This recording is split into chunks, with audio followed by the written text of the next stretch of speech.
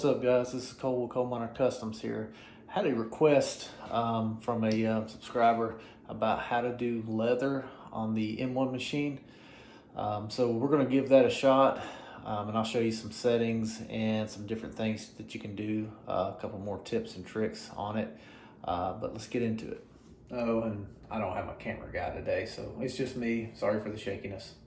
So before we get started, of course, this is our piece of leather that we're going to do some engraving on, and we're just going to use my business logo to put it on this.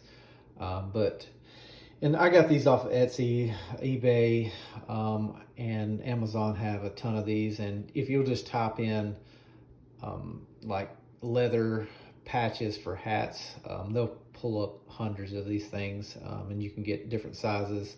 And a lot of people that do sell them kind of give you an indication, especially the pictures. Like this one, once it engraves, it will actually show up, I believe, black on there. And then there's other ones that are black looking leather. It's like a synthetic leather. It's not real leather, but it's like there's another one that's actually black and it shows up silver through it once you engrave it on it. But one thing I do want to show you, if you've got small projects like this, try to scoot these up as far as you can to this line. And the reason for that is that when your camera takes a picture of it and then you go to place your image on there, I found that it actually lines it up probably the best sliding up this far, because the camera, of course, is just right here. If you start sliding it back this far, especially if it's just a small project, you're probably not going to get it as aligned like you want it to as it shows on the computer when you're doing it. So I found that for me, of course, I put it just a little bit off that line, and it's been working out great for me to get it aligned up on there correctly. All right, so once you get your image lined up, you're going to come over here. I kept sharpness and grayscale just the same. I didn't adjust those at all because it's a pretty dark image already. I did auto measure, and it came up with that thickness because I could not find a defined material for leather or fake leather in here. So I put my settings at kind of low, power 35, speed at 5, and then of course 1 pass in lines per centimeter. Went ahead and kind of upped it just a little bit at 140, and it gave me a estimated time of about 8 minutes. So it's already been going. And this is kind of what we got so far. I don't see a whole lot of charring as of right now, but we'll get it pulled out here in a minute and we'll see what it looks like. All right, so we're just now finishing up with this. I know, guys, I don't have my tape around this. I know. So let's see what it looks like, and let's go back right over here again to these settings, just in case you guys need to see them one more time.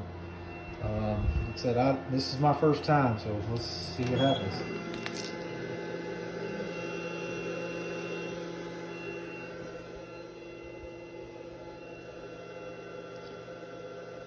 It turned out really well.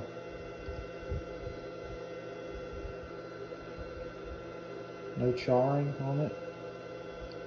I will adjust my image next time for the next batch to get it just a little bit closer to the edge and stuff up here. But as far as the first run on this, I'm actually impressed. All right, so leather patches, guys and girls.